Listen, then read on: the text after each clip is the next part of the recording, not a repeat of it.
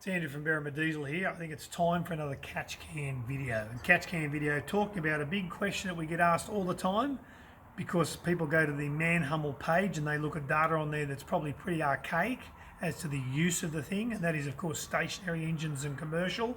So what you do with those compared to what we do with our four-wheel drives is different. And it comes down to, of course, the main question: do I run that oil drain out of the bottom back into the sump? So any kit that you're getting, or when you're getting it installed by shops like us, you'll of course have a drain hose and you'll have a tap on the end of that so you can drain the catch can. A lot of people of course read on maybe the Manhummel site about the Provence and go, gee, but it reads about going back into the sump. That's fine on stationary engines and engines that are doing long running. The engine heats up, the oil heats up, the condensation that builds up during that time burns off and is gone. And it's caught by your catch can, and even if it got recirculated back down the sump, eventually that water would steam up and it would be gone from the system.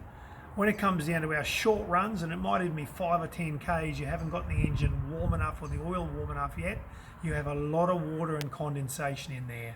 And if that hose goes back into the sump, you are putting all that gunk back down into your engine oil.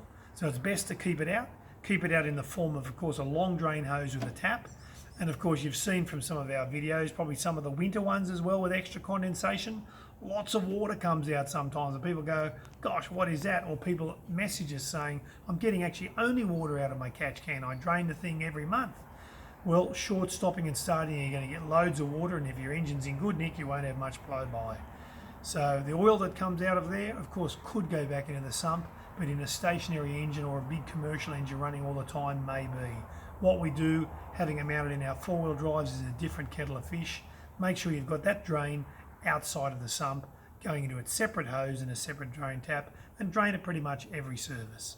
There's a tech tip for the day. I'm Andrew from Berrima Diesel, and you of course can watch more of these on our YouTube, Instagram, look us up at Snapchat, here of course on Facebook, or go to berrimadiesel.com where you can learn more about looking after your diesel.